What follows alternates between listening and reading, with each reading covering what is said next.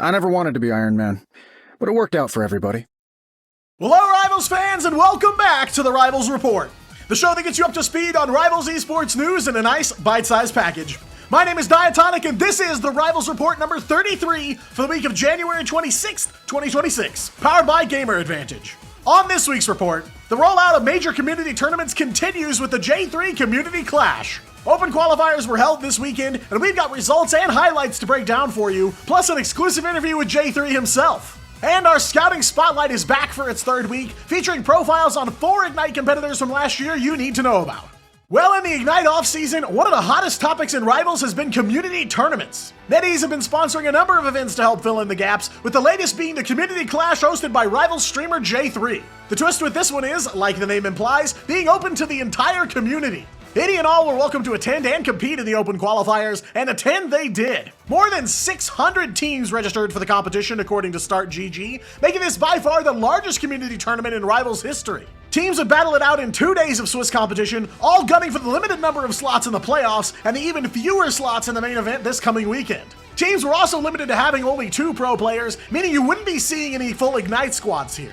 Only a select few would make it to the main event alongside a few specifically invited teams. And with $30,000 on the line, the competition was unsurprisingly fierce. In the end, 5 teams would make the cut and earn their spots in the main event. Starting with a familiar face, Mochimon were one of the teams to make it after defeating Team Goombas. Mochimon is helmed by former Envy Player a Month and bringing in Bedtime Story, formerly of Solaris. Vanda's Pandas secured themselves a place in the main event after defeating the Vertigoats, with players like Vision and Forky Dog leading the charge there. Walk 'em Down HQ were a bit of a surprise team here, backed by Silent Blaze, formerly a Busy at Work.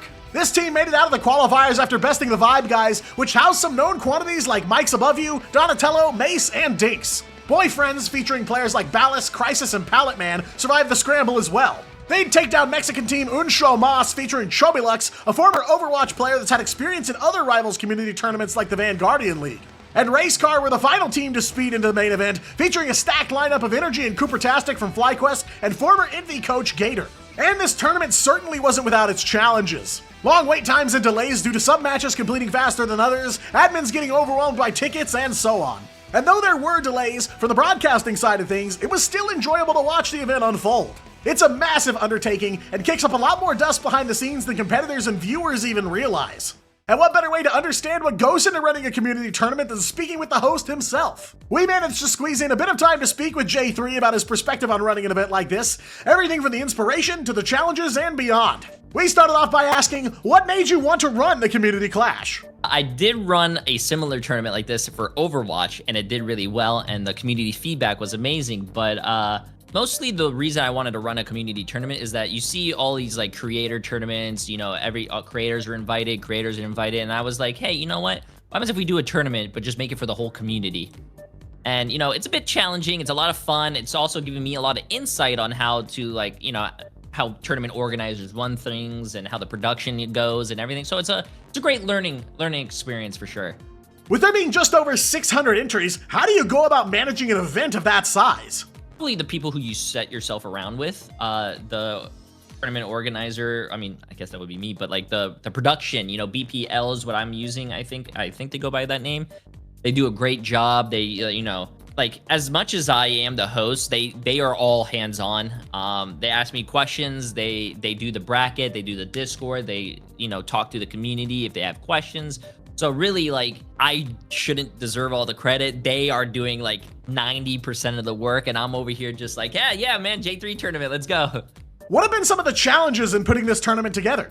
I think the biggest challenge so far is not a lot of people are going to be happy, but the 2 pro limit and what is considered a pro. I mean, a lot of people, especially in the high ranks, they're not too very, you know, excited or happy about that rule, but it did have to go into place because this is not a pro tournament. This is a community tournament. And you know, we need to cater to all ranks. What's something you want the players and viewers to take away from this event? I want them to experience, like, you know, just having a great tournament that they can, you know, if they never played in a tournament, this is their opportunity, you know, see how it is, and I hope they enjoy it. You know, it's pretty fun to play in a competitive environment other than ranked. So, and I hope you know, a lot of the tournaments as well, you know, cater to like high level gameplay. We are trying to do that. but I'm very happy in the production value that we're about to do. We have a lot of fun things planned. And I guess the very important one I will say is the comms. We are going to be going into the comms when teams are playing. You're going to be able to listen to the comms and see how pros should be comming. So I think that's going to be a lot of fun. From your perspective as both a creator and a member of the Rivals community, what does the turnout for this event say about the community as a whole? I think the Rivals community really does enjoy it, and I kind of think they want more tournaments like this. You know, seeing how 8,000 people joined the Discord, 600 teams. Like, I feel like Marvel Rivals should be doing more of this. And I mean, someone, I don't know if this is true, but someone said even MRC never had 600 teams, and anyone can sign up for that if they're plat or higher, right? Or yeah, plat or higher. So it's a nice turnout. And of course, because we value high quality journalism here at the Rivals Report, is a hot dog a sandwich? That's a great question. I mean, it is between two. I don't know, man. Growing up, we sometimes, you know, had to find alternatives, and we couldn't get, like, you know, hot dog bread, but I would use, you know, just a plain, like, slice of bread. But that's still like one piece. So I think it would be a taco now. A massive thank you to Jay for his time, especially considering how much has been going on surrounding this event. It's a bit disappointing to see some of the negative and even aggressive feedback that Jay and the staff behind the event have received. But the effort to put on a community-centric event is greatly appreciated, and of course created some must-see matches. It's worth noting that the Rivals community, even beyond the pros and the content creators, certainly have some hands. And the Scouting Spotlight returns. We're back with our third week of player profiles, breaking down the big names and hot storylines you need to know ahead of the 2026 competitive season. We're ramping up our player coverage this week by bringing you 4 profiles on players that made an impact in the competitive scene last year. We're starting off this week with a Vanguard player from the Americas region that competes in both the Ignite circuit and the collegiate scene. They made quite a splash on camera during the grand finals, showing some serious passion and emotion for the game as his team battled it out on the big stage. He's a member of what many consider to be one of the toughest Vanguard duos in the game today. We're taking a look at none other than Spark Chief, Vanguard player for FlyQuest. Like a number of the other Rivals pros we've covered in this segment, Spark Chief has hero shooters in his blood, having participated in some collegiate Overwatch competition before Rivals. He'd participate in one of the collegiate championships back in 2024, but would make his Marvel debut as part of the Team Euphoria in the War of the Realms tournament. This team was the early framework for what would eventually become the FlyQuest Rivals squad, signing with the org just in time for the Marvel Rivals Invitational. From there, FlyQuest would battle their way to becoming one of the star teams in the league, but not without some challenges along the way. They finished top 6 during the Season 1 MRC, but did more than enough to receive an invite to Ignite. Stage 1 would be an uphill battle for them, ultimately eliminated by Envy and finishing in the top 8. Things could have been worse for the team, but missing the mid-season finals LAN hurt. They'd hunker down and grind it out, dominating various community leagues like the Rebirth Circuit and the Vanguardian League before coming back with a vengeance in Stage 2. After a top 3 finish there, they were on their way to the grand finals in Atlanta. It would be an incredibly emotional journey there, especially for Spark Chief, with the team once again clocking a top 3 finish, finally taken down by EMEA powerhouse Navi. Spark Chief forms one of the toughest frontline duos in the Americas, backed by his co-tank Vess. Of course, like any Vanguard, Spark Chief is always looking to engage, absorb damage, and disrupt the enemy formation's positioning. But it's not just about eating damage. Spark Chief can really dish it out. He put up killer KDAs and big damage numbers throughout Stage 2 and the Grand Finals, making him an additional damage threat beyond just the duelists on his team. Because of that, he often dips into the Vanguards that both have engage capability and the ability to participate in each stage of the fights. Whether it's Groot, Hulk, Venom, or any of the other tags he's comfortable with, Spark Chief's the type of Vanguard player that the team can truly lean on. For the second profile, we're sticking to the Americas region for yet another player both in the Ignite ecosystem as well as the collegiate scene. He's been around as long as many of the other players we profiled, but you may not have heard as much about him. He's a duelist demon on several of the popular choices like Hela, Bucky, and Psylocke, and is just as likely to dominate a 1v1 as he is to find a clear engagement point. Next up on our list is one of Dark Zero's former duelist players, Smash. Smash's recorded competitive timeline actually begins with Marvel Rivals, making him a homegrown talent within the esport. His first appearance in Rivals was during the first Battle for Asgard community tournament back in February of 2025. His first tournament win would come during the second event in that series, as he transitioned into a faction known as Magnets. Magnets would become one of the first breakout factions in the game, clearing a top 4 finish during the Season 1 MRC, and winning Jay3's PC vs. Console showmatch event as well. That roster would eventually become the core of Dark Zero's Marvel Rivals roster, signed just ahead of Ignite Stage 1. Stage 1 was tough for Dark Zero as well, being knocked out during the group stage with an 0-2 record. This would prompt a roster overhaul from Dark Zero's management, with one of the few players they kept on being Smash. They'd enter the Ignite Stage 2 qualifiers with this new team, and would walk away with another Ignite invite. The team, and Smash in particular, hit their stride during Stage 2, finishing up the run in 4th place and earning the last LAN invite slot for the Americas region. They were Atlanta bound, ready to make a huge splash in the grand finals. They'd clear the group stage to survive to the main event, and would ultimately fall in the top 8 after being eliminated by Oceania team Chopper Mag. While Dark Zero's place in Rivals remains a bit of a mystery, Smash has still been competing. Most recently having won the PCL Fall 2025 Collegiate Rivals split and finishing 2nd in the Season 5 MRC. Smash is a duelist in every sense of the word, capable of dealing damage all across the board, and is just as likely to take you on in the 1v1 as he is to be the anchor of a team fight. He can be relentless, getting into the mix and actively contesting until he's got nothing left. He's not reckless, but he likes to play the long game if the fights extend. Though DZ's performance at the Grand Finals may not have been as solid as the team had hoped, it was the first time Smash had ever competed in a major LAN event like this. He's a young player with international experience already under his belt, all the hallmarks of a star that's ready to spark. We're leaving NA behind for this next profile as we cover a strategist from the EMEA region.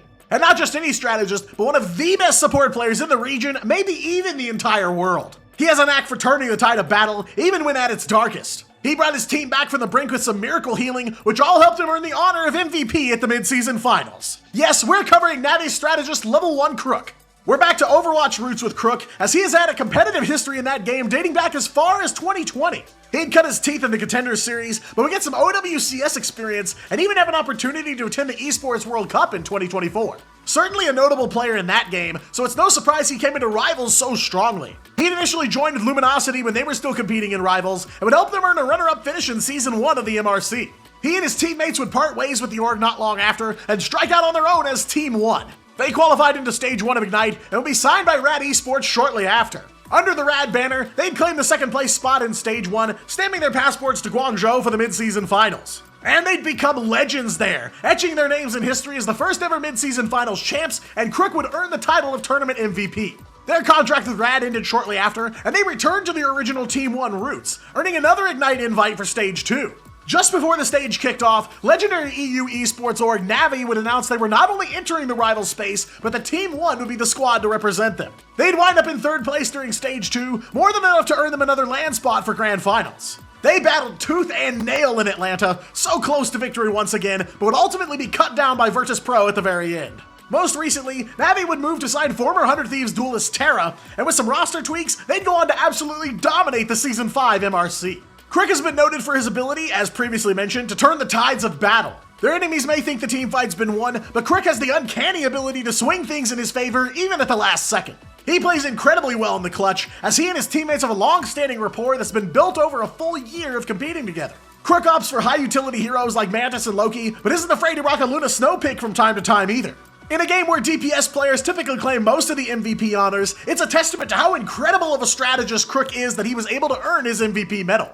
We've got one more profile for this week's report, featuring one of the stars of the Oceania region. Like Smash, their documented competitive gaming history starts in Rivals, and it starts with total domination over the OCE region. While he's quite comfortable with the meta duelist heroes, he's well known for some interesting pocket choices, including Blade. Whether you know him as a member of Ground Zero Gaming, or most recently Chopper Mag, we're taking an inside look at the damage dealer from down under, FMCL. FMCL's Rivals career began with the Season 1 MRC, where he competed alongside a faction called Fatty AM.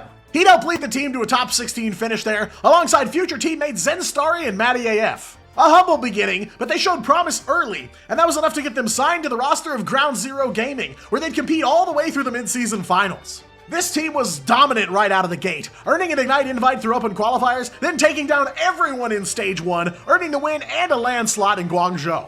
They'd finish out the mid-season finals in the top 6, and that would be that GZ roster's final appearance. FMCL and his team would strike out on their own from there, going under the name Chopper Mag for OCE Stage 2. Yet again, they decimate every single opponent, taking down the new Ground Zero roster and winning the stage, only dropping one map to Kanga Esports in the upper bracket semifinals. That would yet again land them at LAN, and they'd make an impact at Grand Finals in Atlanta. They'd survive the group stage, even defeating Envy along the way. Though they lost to Citadel in the first round of playoffs, they managed to win over a huge portion of the crowd and would go on to defeat and eliminate Dark Zero. They'd be sent home by Navi in the following round, but they had already left a massive impact on the competitive Rivals space. FMCL plays quite aggressively, digging for every point of damage and every engagement opportunity he can find. For backliners, he's an absolute menace, showing prowess on big dive heroes like Black Panther, Daredevil, and even Blade on occasion. He's often the catalyst of team fights, juking and weaving through enemy teams to strike back at their healers. And he's quite the David to some teams that serve as Goliath, still making a huge splash even against teams that think he doesn't stand a chance. Deadly, dynamic, and dependable, FMCL's play and consistency have certainly earned him the reputation as one of OCE's rising stars. And that wraps up our giant-sized edition of the Scouting Spotlight for the week. As we've done over the last few Rivals reports, we'll continue bringing you all the info you need to know on the big names and competitive rivals. Whether you're a new fan looking to catch up on the action for the game's inaugural year, or a veteran looking to brush up on your trivia, we hope there's something here for everyone to take away. Well, that's all for this week's Rivals Report. Be sure to subscribe to stay up to date on the latest in Marvel Rivals Esports. And be sure to follow me on other platforms including Twitch, X, and TikTok. And if your eyewear needs an upgrade, go with Gamer Advantage. Gamer Advantage provides high-quality, stylish frames equipped with blue light protective lenses to give your eyes a rest during those ranked grinds. Check them out at the link in the description and use the code Diatonic to support the channel and get yourself a discount. I've been Diatonic, you've been amazing, and I'll see you in-game.